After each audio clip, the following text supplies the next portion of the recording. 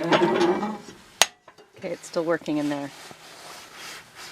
This is closed. Open. Closed. Okay, so this... Welcome to another Empty Mountain video upload. This is me checking on the fire, because we are still learning the art of how to, like, the art and science of how to bank a fire and, like, keep it going, but not all the way, which, you know, is really the work of this situation right here, which is amazing. I mean, it's amazing how much this works. So, like, just this little bit of movement of the flow of air, because we don't have a damper on it up here as of yet. So this is our main controller.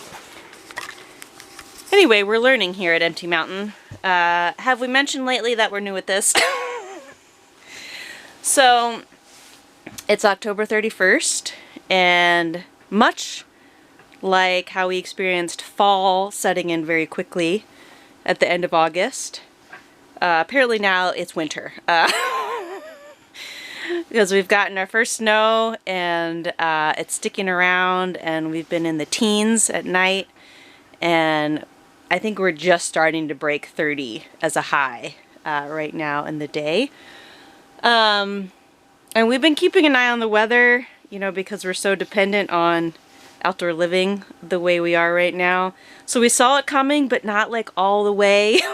So we weren't fully prepared for winter. And we're just also learning how dynamic it is to just live so closely to the out of doors without running water and electricity and all that jazz. And so we're just learning as we go. So each new season presents a new set of, like, oh, I guess we better do this thing now. Like figuring out new systems and stuff. So we're really in the figuring out new systems area right now. For instance, we had to bring our water inside because, you know, water's freezing outside. So this is potable water and this is washing water. So we're like, this is our temporary sink situation right now, and it's working fine. You know, like we're making it work. And I mean, amazingly, even though it's kind of overcast, look at Shira is doing it. This green light means she's taking in solar from the panels right now, which is saying something. That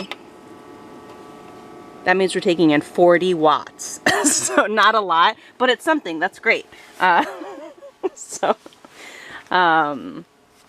So yeah, we're just, we're learning as we go here, as I routinely talk about.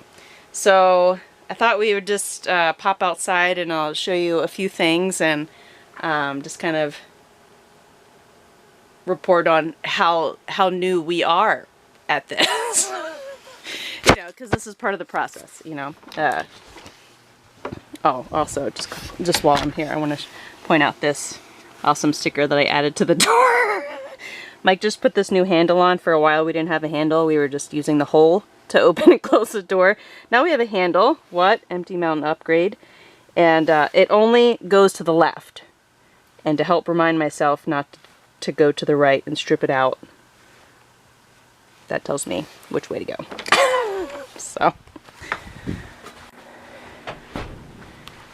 So this is our wood pile. So as you can see, it is dwindling.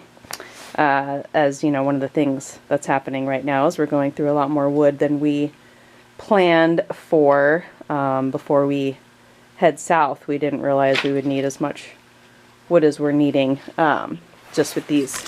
Just not really seeing the colder temperatures and the snow coming in as quickly as it did. So today we're working on restocking the wood pile. We also plan to get some ready and prepped to have when we get back in the spring. But another little thing that we didn't plan for is our water storage freezing. So this is like rainwater catchment that I've been catching off the roof. And we use this for cleaning our loo buckets, for our compost toilet setup, and other washing purposes. And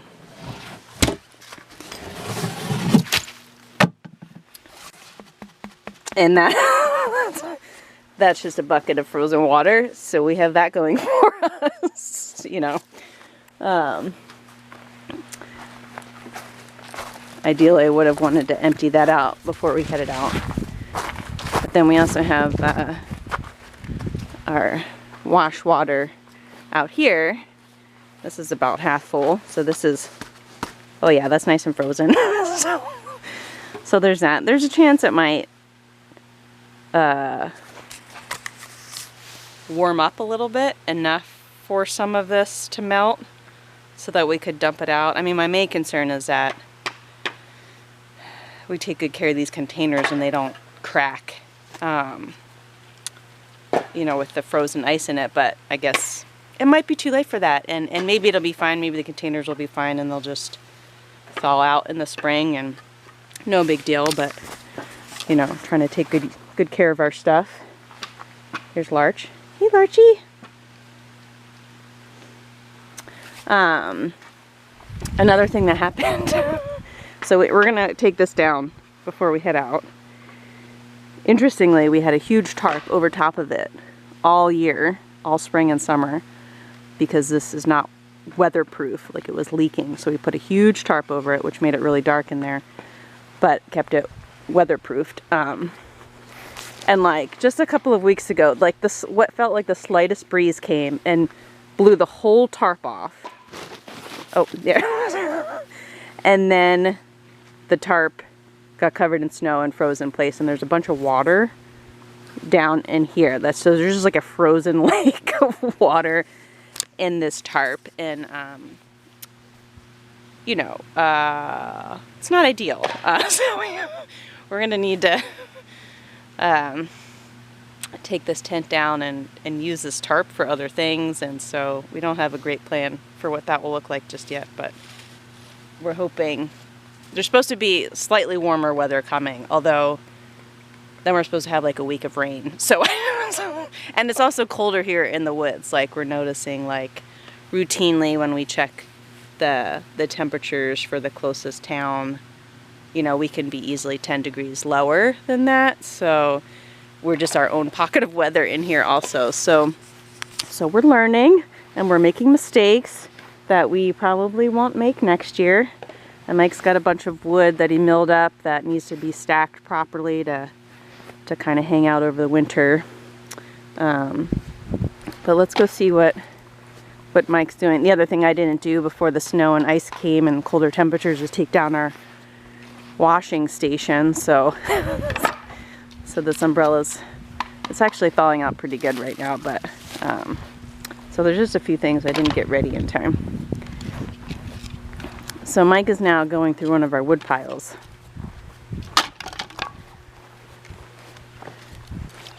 Hiya! Hey guys! What are you doing? Well, cleaning all the snow off of the wood that we set aside that we don't have cover for yet. One thing that we recognize when we live out here is that roofs are amazing to help protect everything and keep snow and water off, and so we're just dealing with the lack of roofs. So I'm just knocking the snow off of these little guys. These are the cutoffs from the sawmill. You can see that's what it made, the cut off all the roundy bits and then cut them down into like 1 foot lengths. Our little cabin is tiny, and we were just lucky enough to have someone gift us a little tiny stove that's perfect for the cabin. So, but it takes little pieces of wood. What we're realizing, because we've never really burned wood before, is how to use wood to heat a house. And the thin stuff, of course, it's like kindling if you chop it up smaller, but it burns real hot. And what we're learning now is how to get the stove to run with just like one piece of wood and just let that burn down, and it kind of equalizes out the cabin. So this thinner stuff is a little harder to use to heat the cabin. You just got to do it in bursts instead of slow and steady, but that's what we're working with. I'm not sure if Nicole showed you guys, but did you show them the roof? The I snow didn't. on the roof? I didn't.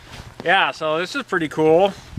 So you can see this, the shed roof, or the porch roof, all the snow fell off it. And we're assuming that's because the outside air temperatures were able to, and the radiation was able to radiate from the bottom of the panel and loosen up the snow so it sloughed off. Another thing is they're brand new panels, so they're nice and smooth, nice and slick, so that might help in the release. And it's a darker color panel, so any type of radiation might be penetrating through and helping heat that up. But it totally sloughed off this. But if you're in town in a snowy area and you drive around, you'll see the snow melts off the roof first in a lot of buildings in town, and that's because they're poorly insulated. And you can see on the cabin, it's like the snow on the roof is about as thick as it is on the ground, and that's because we did pretty good on the roof insulation on the little cabin. So that's kind of a neat thing to see. Our little cabin stays pretty warm. You know, we do have to keep the fire going, but it stays pretty comfortable in there. But yeah, it's just cool to see that the roof insulation is working. We got it so there's zero air infiltration from the inside of the cabin up through the roof. So it's a pretty snug little cabin.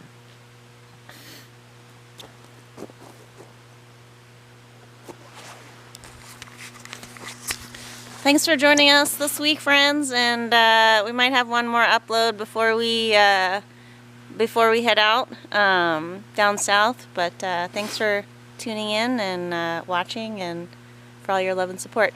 Okay, we'll see ya. Bye.